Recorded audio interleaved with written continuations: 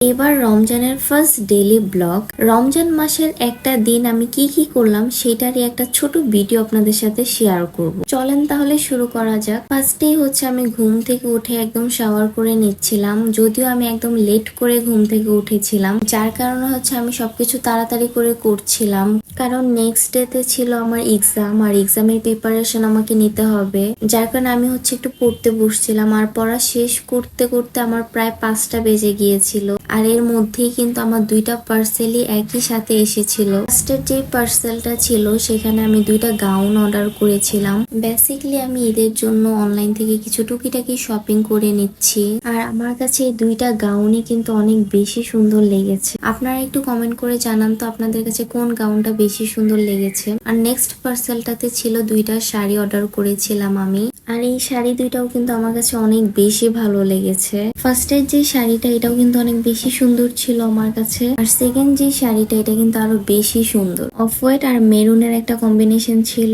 অনেক সুন্দর লেগেছে। যদিও হাতে একদমই সময় ছিল না, তারপরও কিন্তু আমরা তাড়াতাড়ি করে স্ট্রবেরি মিল্কশেক বানিয়ে নিচ্ছিলাম। জাস্ট কিছুই না, স্ট্রবেরি ফ্লেভারের যে আইসক্রিম পাওয়া যায়, বক্স আইসক্রিম গুলি থাকে না, ওইগুলাই জাস্ট কিনে নিয়ে আসছিলাম, আর কন্ডেন্স মিল্ক আর পাউডার মিল্ক এই 2টা দিয়েছিলাম, আর কিছু স্ট্রবেরি কুচি করে জাস্ট দিয়ে দিয়েছিলাম। দেন সবাই মিলে একসাথে ইফতার করেছিলাম। ইফতার করা শেষ করে আমরা সবাই আবার কিছুক্ষণ রেস্ট নিয়েছিলাম। রেস্ট নিয়ে তারপর হচ্ছে এখানে আম্মু হচ্ছে চিকেন খিচুড়ি রান্না করেছিল, ওইটাই আমরা সবাই মিলে একসাথে বসে খাচ্ছিলাম। আর ট্রাস্ট মি, এত মজা ছিল এই খিচুড়িটা, উফ কি বলবো। দেন বড় ভাইয়া বাসে এসেছিল, আর ভাইয়ারা বাসে আসলে অনেক কিছু নিয়ে আসে সব সময়, তেমনি এবারও নিয়ে আসছিল অনেক কিছু।